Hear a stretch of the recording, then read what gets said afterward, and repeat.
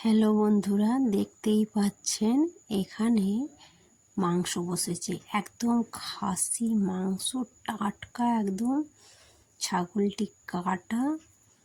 সেই মাংস তৈরি হচ্ছে এবং বড় কড়াইয়ের মধ্যে তৈরি হচ্ছে। আর উনুনটা তো দেখতেই পাচ্ছেন, একটা ডাব্বার মধ্যে উনুন তৈরি করে দিয়েছে।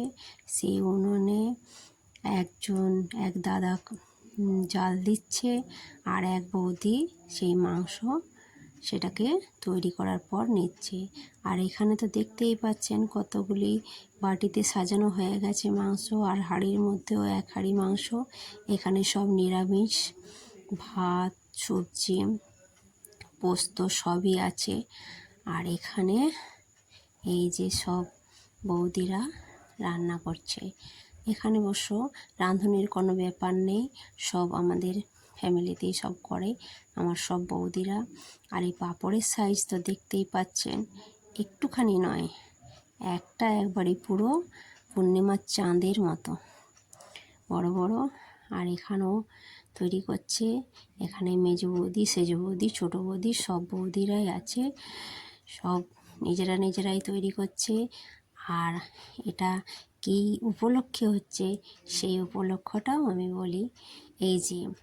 এই যে মনসা ঠাকুর, এখানে পঞ্চমীর মেলা, এই মেলাটিকে কাদা পঞ্চমী বলা হয়। আর এটা সব সময়তে এই যে বৃষ্টিও পড়ছে আর ঠাকুরের পুজো হচ্ছে, এটা সবাই দেখতে পায় না।